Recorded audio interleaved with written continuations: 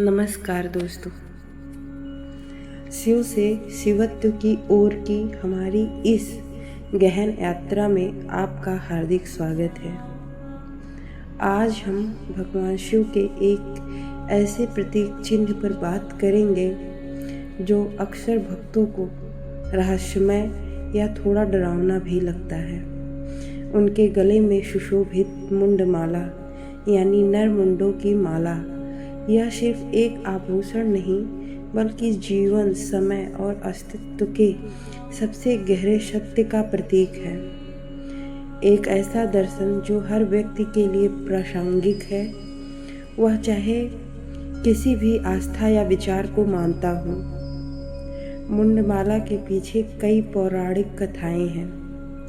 एक प्रसिद्ध कथा देवी सती और पार्वती से जुड़ी है। जब देवी सती ने स्वयं को अग्नि में समर्पित कर दिया था, तब शिव उनके वियोग में पूरे ब्रह्मांड में घूमते रहे। बाद में जब सती ने पार्वती के रूप में पुनर्जन्म लिया और शिव से पुनः विवाह किया, तब शिव ने उन्हें अपने पूर्व जन्मों की संख्या याद दिलाने के लिए और अपने अमरत्व का प्रतीक दर्शाने के लिए मुंडमाला धारण की। यह दर्शाता है कि शिव ने युगों के चक्र और जीवन मृत्यु के अनगिनत फेरों को देखा है, लेकिन वो स्वयं उनसे परे हैं। एक अन्य दृष्टिकोण से देखें तो शिव स्वयं महाकाल हैं। काल यानी समय और मृत्यु के अधिपति। यह मुंडमाला उन अनंत काल चक्रों और सृष्टि के लगातार बनने बिगड़ने का प्रतीक है, जिसे वे साक्षी भाव से देखते हैं। इसमें जुड़ा हुआ प्रत्येक नर मुंड इस नश्वर जगत में हुए प्रत्येक जीवन और उसके अंत का प्रतिनिधित्व करता है, जिस पर शिव ने अपनी चेतना और वैराग्य से विजय प्राप्त कर ली है। यह दर्शाता है कि भौतिक शरीर का अंत होता है, लेकिन चेतना शाश्वत रहती है। मुंडमाला का दर्शन हमें सिर्फ धार्मिक नहीं बल्कि जीवन के कई सार्वभौमिक और व्यवहारिक सबक सिखाता है, जिन्हें कोई भी व्यक्ति अपनी आस्था से परे अपने जीवन में अपना सकता है। सबसे पहला संदेश यह है कि सब कुछ क्षणभंगुर है, नश्वर है। हमारा शरीर, हमारी संपत्ति, रिश्ते, सफलता, असफलता, सब कुछ एक दिन समाप्त हो जाएगा। शिव यह माला पहनकर हमें सिखाते हैं कि हमें सच्चाई से मुंह नहीं मोड़ना चाहिए। जीवन की हर चीज का एक अंत होता है। यह एक वैज्ञानिक और तार्किक सत्य है। जब हम इस नश्वरता को स्वीकार कर लेते हैं, तो हम उन चीज़ों से अनावश्यक रूप से चिपकना छोड़ देते हैं जो वैसे भी छूटने वाली हैं। यह हमें अतीत के बोझ और भविष्य की चिंता से मुक्त करता है। हम वर्तमान पल की कीमत समझ पाते हैं और उसे पूरी तरह से जीते हैं, क्योंकि हम जानते हैं कि यह भी क्षणभंगुर है। यह हमें जीवन की ओर और अधिक तीव्रता, आभार और प्रसन्नता के साथ जीने की शक्ति देता है, क्योंकि हम हर पल को एक उपहार मानते हैं। मुंडमाला में प्रत्येक मुंह एक व्यक्तिगत अहंकार का प्रतीक है।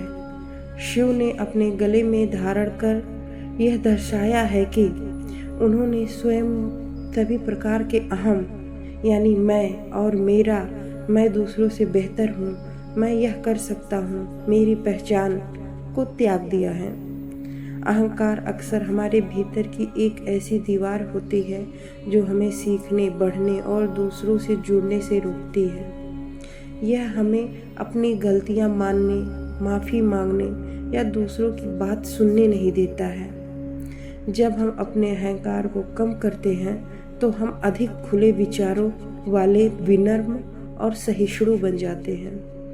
हम अपनी असफलताओं से सीख पाते हैं, दूसरों के साथ बेहतर संबंध बना पाते हैं, अपनी वास्तविक क्षमता को पहचान पाते हैं जो हमारे पद या संपत्ति से कहीं अधिक गहरी है।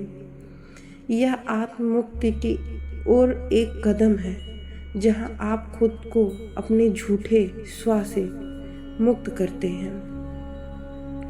मुंडमाला में जड़े हर मुंड को शिव द्वारा युगों युगों से संचित किए गए ज्ञान और अनुभवों का प्रतीक माना जाता है। जीवन में हर अनुभव, चाहे वह सुखद हो या दुखद, हमें कुछ न कुछ सिखाता है। हर चुनौती, हर गलती, हर सफलता, ये सभी हमारे ज्ञान और बुद्धिमत्ता की माला के दाने हैं। शिव हमें सिखाते हैं कि हमें अपने अनुभवों से सीखना चाहिए, उन्हें अपनी माला में पिरोना चाहिए और उनसे प्राप्त ज्ञान को अपने आगे के जीवन में लागू करना चाहिए। यह सतत सीखने और विकसित होने की प्रक्रिया का प्रतीक है, जो हमें जीवन को बेहतर ढंग से समझने और निर्णय लेने में मदद करती है। शिव महाकाल हैं, जिसका अर्थ वे समय और परिवर्तन के चक्र से परे हैं। मुंडमाला यह दर्शाती है कि वे समय के प्रभाव में नहीं आते, बल्कि समय उनकी अधीनता में है। जीवन लगातार बदलता रहता है। हम अपने अतीत को बदल नहीं सकते और भविष्य को नियंत्रित नहीं कर सकते। शिव हमें सिखाते हैं कि बजाय इसके कि हम अतीत के पछतावे या भविष्य की चिंता में फंसे रहें, हमें वर्तमान पर ध्यान केंद्रित करना चाहिए। जब हम अपने विचारों और भावनाओं को नियंत्रित करना सीख लेते हैं, तो हम समय के बदलते चक्रों से भी अप्रभावित रहते हैं। यह आंतरिक दृढ़ता, लचीलेपन और किसी भी परिस्थिति में शांत रहने की क्षमता का प्रतीक है, जहां आप बाहरी परिवर्तनों से विचलित नहीं होते। अपने गंभीर स्वरूप के कारण कई बार मुंडमाला लोगों में भय पैदा कर सकती है, लेकिन शिव ने इसे पहनकर यह दर्शाया है कि उन्होंने सभी प्रकार के भयों पर विजय प्राप्त कर ली, यहाँ तक कि मृत्यु के भय पर भी।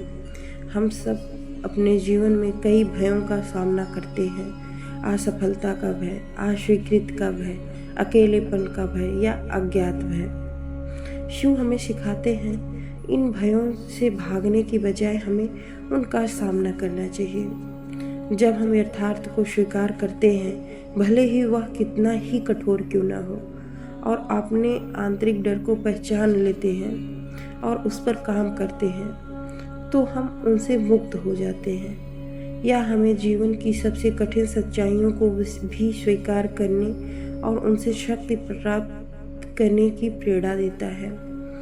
तो मुंडमाला केवल एक भयावह या धार्मिक प्रतीक नहीं है, यह एक दार्शनिक पाठ है जो हमें जीवन की नश्वरता को स्वीकार करने, अपने अहंकार को त्याग करने, हर अनुभव से सीखने, समय के प्रभावों से अप्रभावित रहने और अपने सभी भयों पर विजय प्राप्त करने का मार्ग सिखाता है। यह हमें सिखाता है कि इन कठिन सच्चाइयों को आत्मसात करके ही हम वास्तविक स्वतंत्रता और आंतरिक सत्य की ओर बढ़ सकते हैं, यानी अपने भीतर के शिवत्व को प्राप्त कर सकते हैं। इसी शिवत्व को और गहराई से समझने के लिए अक्सर एक प्रश्न उठता है, आदि शक्ति होते हुए भी देवी पार्वती को इतने जन्म क्यों लेने पड़े, जबकि भगवान शिव को नहीं?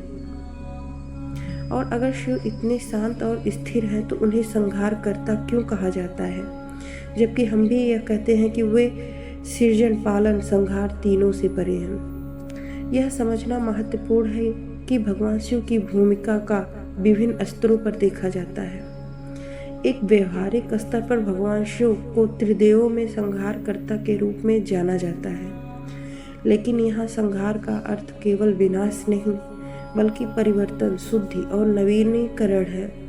जैसे एक पुराना पेड़ सड़ता है ताकि नई खाद बने और नया पौधा उगे, वैसे ही शिव पुराने, बासी, अनुपयोगी या नकारात्मक चीज़ों का विघटन करते हैं ताकि कुछ नया और बेहतर बन सके। वे अज्ञानता, अहंकार, मोह और नकारात्मकता का संहार करते हैं जो हमें बांधे रहता है। यह संघार हमें मुक्ति और आध्यात्मिक विकास की ओर ले जाता है, लेकिन एक परम दार्शनिक स्तर पर शिव को परम ब्रह्म, निर्गुण और अपरिवर्तनशील माना जाता है। वे स्वयं श्रेष्ठ स्थिति और संहार के नाटक के साक्षी हैं, कर्ता नहीं। वे उस मंच के समान हैं जिस पर नाटक खेला जाता है। मंच नाटक में भाग नहीं लेता, लेकिन नाटक उसके बिना हो भी नहीं सकता।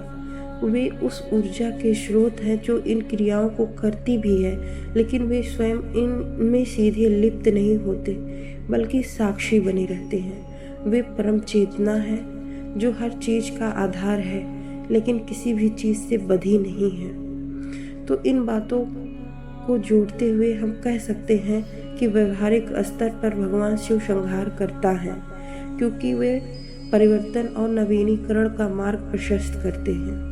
लेकिन परम स्तर पर वे स्वयं इन सभी ब्रह्मांडीय क्रियाओं से परे हैं, केवल इनके साक्षी स्वरूप हैं। अब बात करते हैं देवी शक्ति की। भगवान शिव जहाँ परम चेतना का स्थिर सिद्धांत है, वहीं देवी सती या पार्वती आदि शक्ति है, जो ब्रह्मांड की सक्रिय ऊर्जा, प्रकृति तत्व या परम इच्छा शक्ति की प्रतीक है। ब्रह्मांड में जो भी घटित होता है, सृजन, पालन, संहार, परिवर्तन, विकास, वह सब शक्ति के माध्यम से होता है। शक्ति ही शिव को क्रियाशील बनाती है, क्योंकि शिव शक्ति के बिना शव निष्प्राण है। चूँकि शक्ति ही क्रियाशील है और ब्रह्मांड को संतुलन बनाए रखने, धर्म की स्थापना करने या विशिष्ट कार्यों को पूरा करने के लिए विभिन्न रूपों में प्रकट होती हैं। हर बार ब्रह्मांड में नकारात्मकता बढ़ती है या किसी विशेष कार्य की आवश्यकता होती है, तो शक्ति एक नए रूप में जन्म लेकर अवतरित होती है। सती के रूप में उनका देह त्यागना और पार्वती के रूप में शिव से पुनः विवाह करने के लिए पुनर्जन्म लेना भी इसी ब्रह्मांडीय नाटक का हिस्सा था, जिसमें उन्होंने शिव को पुनः ग्रस्त जीवन में लाकर सृष्टि के संतुलन में मदद की। यह अवधारणा हमें सार्वभौमिक जीवन के गहरे सबक सिखाती है।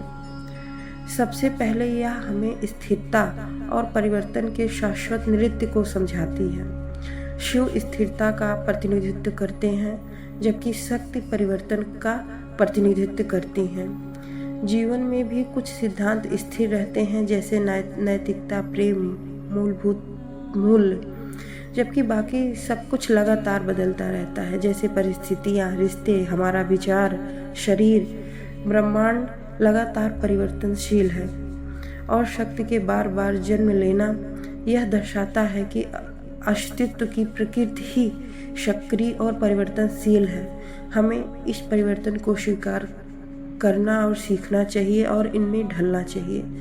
हमें अपने भीतर एक स्थिर केंद्र, हमारे आंतरिक शिव तत्व खोजना चाहिए और जो इन सभी परिवर्तनों के बीच शांत रह सके। यह हमें बताता है कि जीवन में बदलाव अपरिहार्य है और हमारी सक्रिय प्रतिक्रियाएं ही हमें इन बदलावों से पार पाने में मदद करती हैं।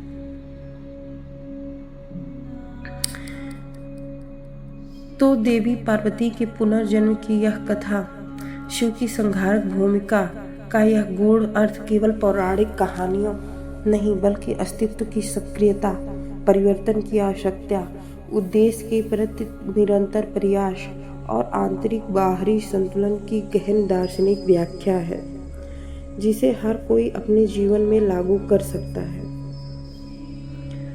आज आपने मुंडमाला और शिव शक्ति के इस नृत्य से अपने जीवन के लिए क्या सीखा?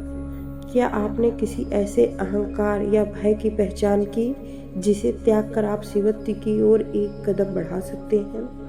या कैसे अपने जीवन में स्थिरता और परिवर्तन को संतुलित कर सकते हैं? हमें कमेंट्स में बताएं। अगर आपको यह गहन जानकारी पसंद आई हो तो कृपया वीडियो को लाइक करें, अपने दोस्तों और परिवार के साथ शेयर करें और spiritual journey with era and jenny channel को सब्सक्राइब करना ना भूलें, ताकि आप हमारी शिव से शिवत्व की ओर की अगली यात्रा को कभी मिस ना करें। हर हर महादेव।